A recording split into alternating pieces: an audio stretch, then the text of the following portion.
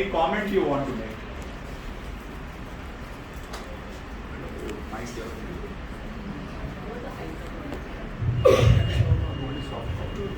There's a lady at the back.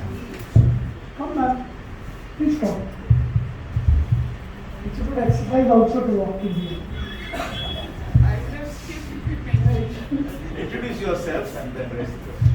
My name is Yesha.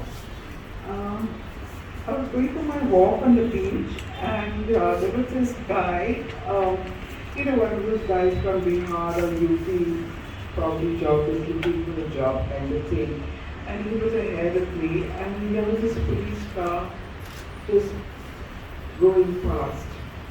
And then two policemen, just as he was reaching the beach, this was at about say 7 in the morning, they stopped, got out and they asked this guy some questions, asked him to show his wallet. They found 200 rupees in that. And then they wanted to take him for questioning. He was a young guy, about 17 or 17 years old. And he was crying. I was watching him because he was just ahead of me. And I asked him, why are you doing this to him? He said, no, he's got too much money. We've been following him for some time. He's got too much money. We asked him how he's got money. He couldn't say. Unfortunately, I wish I had a little more courage to accompany him to the police station. But a lot of regular goers stopped him there to ask, like leave him kind of thing. And they just took him away. I said, I'll wait here next morning to see you, you'll be okay. And I had to go to work. And then I didn't see him. And a friend of mine told me that if you go, she had some similar sort of experience.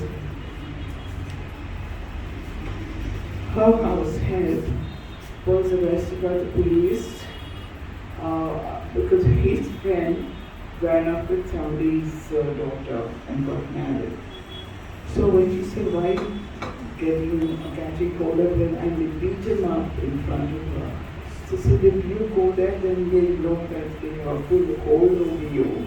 And then he'll maybe beat him up or something. So I didn't want that, interest. But how legitimate is this, just picking up somebody on suspicion and not having an answer or anything? It was very traumatic. I couldn't sleep for a long time after that.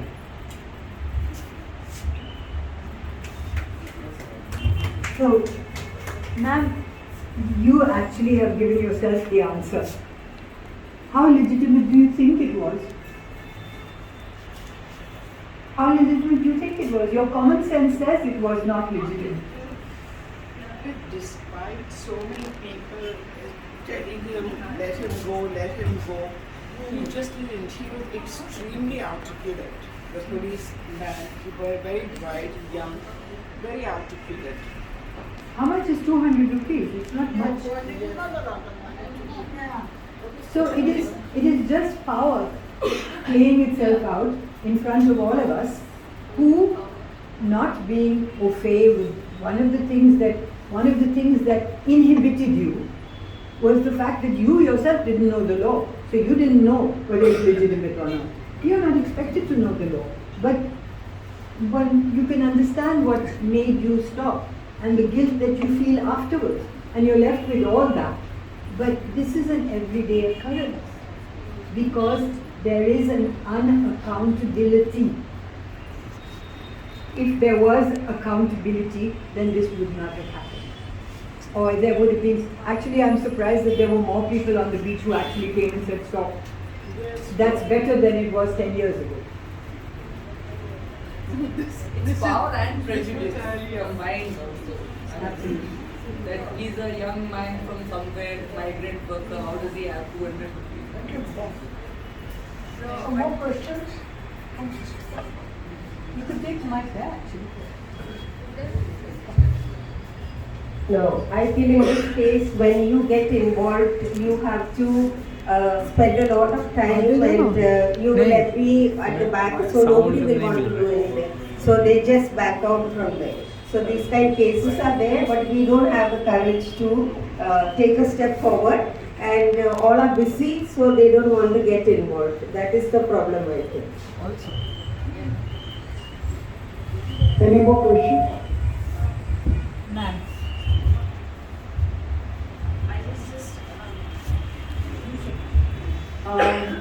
I was very much keen to know about how it responds to women in the judicial system. Because we have some extra court also, like fast track courts and Yes, we do. special courts and all. So does that has deteriorated or improved the infrastructure, or I mean, there are both sides of the coin. Like, you know, when we have cases of women, but the judges and all are not that women friendly or the law friendly. Sometimes their questions are very misogynistic. Judges themselves are not very supportive of the women laws in many cases, and also in cases of, like, you know, which has a politically motivated like Asifa's and Hathras cases, Bilkis Banu and all. So they have to move their cases to get transferred to other high courts, and which makes it more difficult for them to follow, and it's very risk also, carry lots of risk for the legal team and also for the survivors. So do you have any space for this kind of additional arrangement made for the women in different cases? You know, one of the limitations of the India Justice Report is that it doesn't look at all at the quality of justice. You can surmise the quality of justice by looking at the statistics. When you say that a judge has got over 6,000 cases, then you can surmise the quality of the case. Now you can make fast track courts, you can make specialized tribunals like the juvenile justice tribunals, or rape or cases like fast track courts, etc. But if the infrastructure is the same and the shortages of the judge is the same, then you're going to get the same kind of blockage, and eventually it is going to be overtaken by the burden that they have to. But this is all about quantity, statistics. It is not about the response that you are talking about, which is the cultural response, the response of bias or lack of it, or the fact that his training or her training has not reoriented her to be a judge that is looking rather at law than at how she feels about the case. Very often we hear judges saying something which is not anything to do with the law at hand, but what they feel about the matter. Like totally unsympathetic to some transgender, because they have not been oriented to see the transgender as a citizen with equal rights. So that's the way I can answer you. I can't answer you as something to do with the IJR.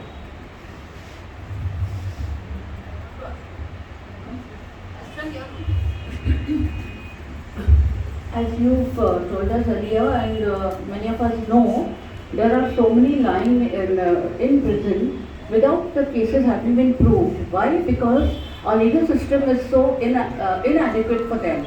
So I was wondering whether, as responsible citizens, we can arrange some forum where you can put pressure on the government to ensure that the things are heard faster.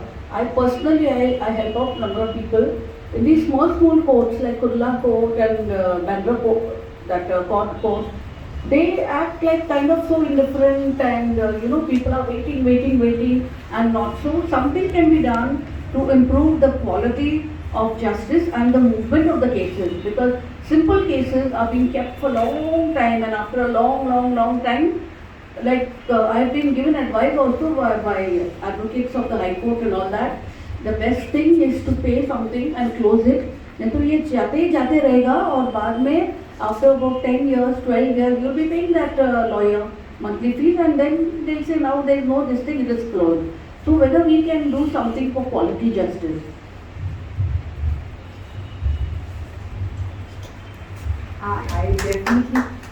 I definitely think that you can, but what that thing is a very localized solution. It's the CCG, the Catholic Sabha, a group of 20 people from this room who can sit and watch a court and talk about it. And actually this gives you the basis on which to talk. And it's finding common ground with the judge also. And not only with that judge, but also with the judge's training institution. You know, actually engaging with the judges at their training institutions and saying, look, this is what we are finding. And they will tell you, it's a long dialogue. They will tell you, but what can we do? We are not monsters, we are not indifferent, but what can we do? And then you start having that dialogue with them, and they also become your allies in asking for change. Then we can't work so hard. Then we can't have those cases. Don't scold me if you're my senior judge. Don't scold me because I haven't given bail. I can't give bail because the fellow will run away, then you'll say that I'm a corrupt judge. That you took money and therefore I ran away. So I won't give him bail. So I'll send him this day. If I give 10 people bail in the same day, the police will say, Dekho, ye kya kar raha hai? So there's complications, but you have to sit and dialogue and engage and participate for 10 years if necessary to change something. I know that's not very helpful. You would like to get change, but you can't get change without engagement and active citizenry. Have you seen a movie called Court? Yes. You have. But that is quintessential. That is quintessential. You really, if you haven't seen it, you really must. The complete indifference, because nobody can beat the system.